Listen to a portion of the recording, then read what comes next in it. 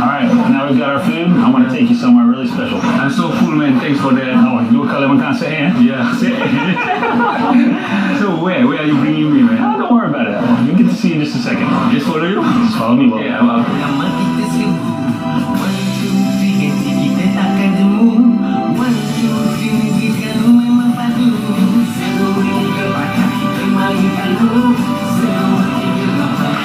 Wow. Alright, what you have here is you have all the stuff you need to make the gewang or the umpan fly with all your fishing need. You got the hooks. For example, this one uses this type of eye, this type of hook, with a different type of material. So all this stuff you see here is all to make flies for fly fishing. And this is the only one like this one in Kuala Terengganu.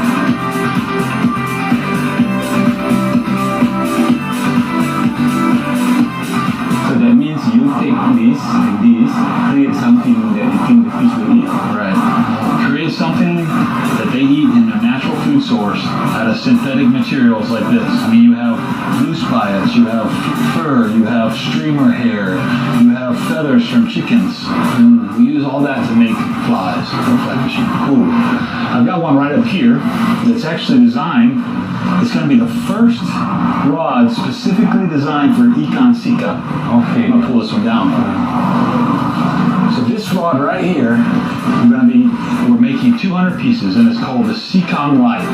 Okay. And this is specifically designed to catch ikan sikang at Kuala Berang. It's a small stream rod. That means we use it mostly not for really big fish, but for those fish that like you're going to fish today, ikan sikang.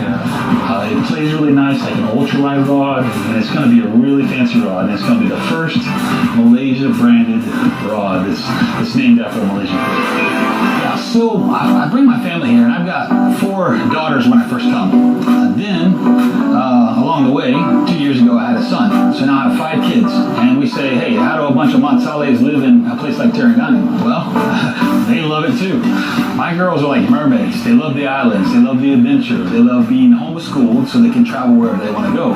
So, pretty much, outside of that, it was just my wife. What does my wife like? She likes malls on vacation and beaches for holiday. So we're in a place, the destination is the beaches, right? The Terengganu has 240 kilometers of beaches, plus islands. For me, I mean, look, this place, the sungai, you ada banyak air sungai, air tasik, and air laut, boleh mancing mana-mana. So, I learned Bahasa, and we started to live here. This is it, man. This is the place I want to bring you. I mean, listen. Yeah, Chris.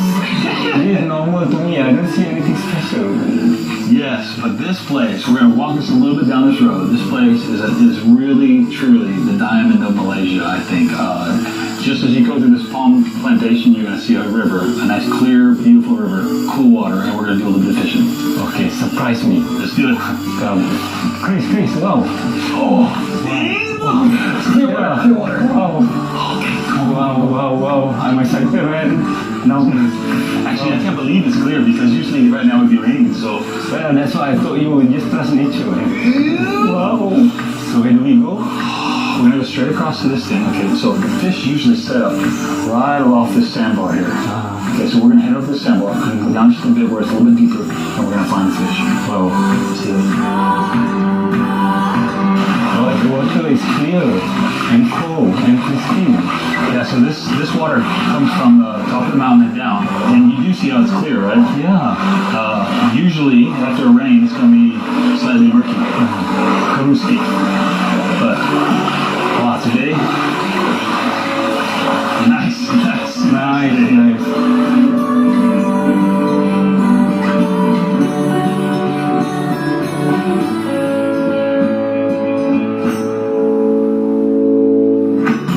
So it's a weird word, right? Fly fishing. What is actually flying? Flying rods, fly, right? So there's a word in English. Any insect that has wings is called a fly. And so what happened was, 300 years ago when they were fishing in England, there were these huge hatches of insects that came out of the water and started and hatched basically and flew away. Those insects stayed in the water for a year round, and then they finally, for 2 weeks, would fly. It's called the mayfly hatch. And so that hatch happened in late April and early May every year.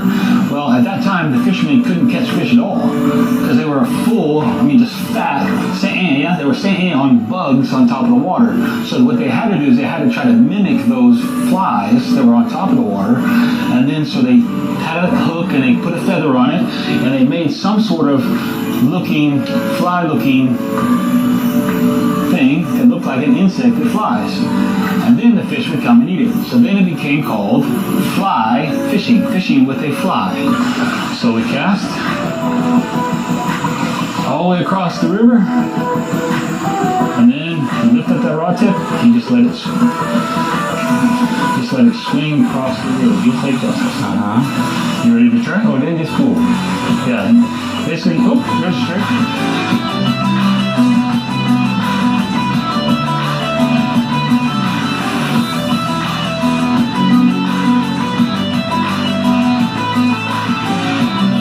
Guys out there that started this fly fishing thing. They brought it over from England or from the States, but it's really just become popular maybe in the past 10 to 15 years. And when I say popular, I mean like 2,000 to 3,000 active fly fishermen. But I think the next couple of years, fly fishing may be the next big thing for fishermen in Malaysia.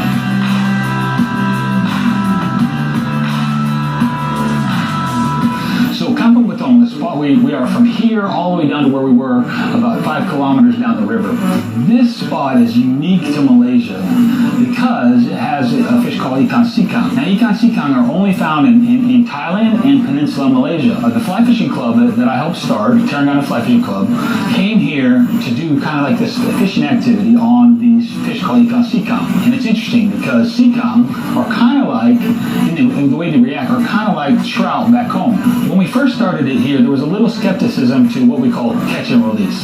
Sport fishing is really the activity of fishing, not just for food, but for sport also. So when we catch a fish, there's some fish that we want to keep and eat because they're valuable for human consumption. And there's some fish that we want to release because they're valuable for the environment. And so catch and release in sport fishing is a concept where you can still have fun fishing and keep the fish that are good for consumption, that aren't endangered, that there are plenty of, and release back the fish that are endangered or that need to grow back in the ecosystem. In the streams in the U.S. and Australia, most fly fishermen at their heart are conservationists. They want to see the ecosystem survive because they always want food and they always want fishing.